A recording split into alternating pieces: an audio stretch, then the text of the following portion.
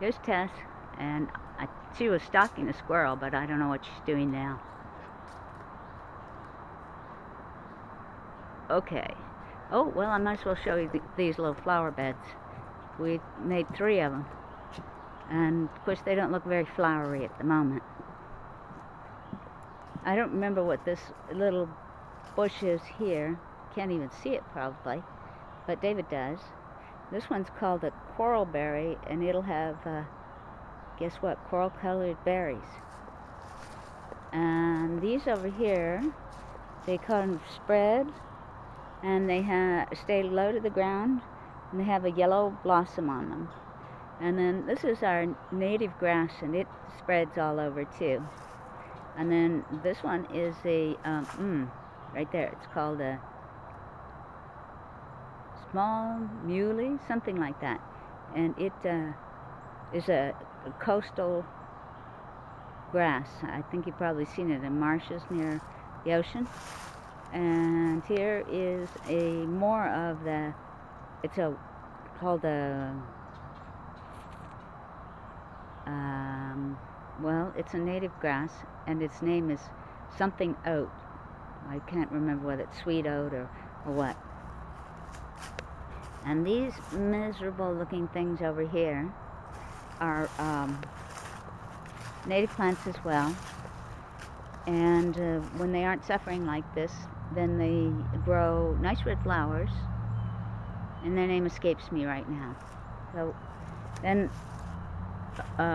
over here we have another bed. I'll show you that. So here's a bed of that flower that I was telling you about. It's actually a ground cover, and it grows a little yellow flower. So there's a circle of that. And this one is empty. We're talking about putting vegetables in it.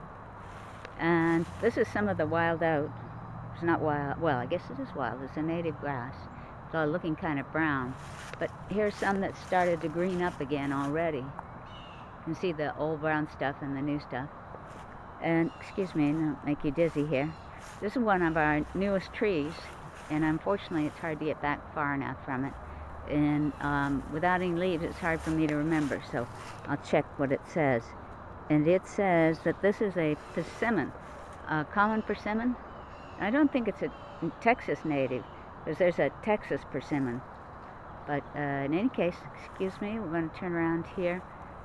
And here's another tree we planted recently. I think it's a sassafras. You can see it's kind of more like a bush than a tree. And we'll check its label. Oh, it's Mexican plum. Of course, the Mexican plum doesn't actually look exactly like a plum, but it looks something like a plum.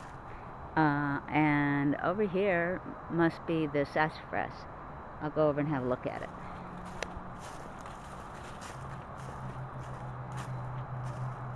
Yes, that's definitely the sassafras tree.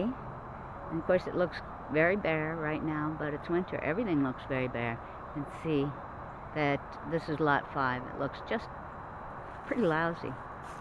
And this thing in a cage, which looks kind of lousy, is a wisteria, and we're going to train it to grow and cover this ugly thing.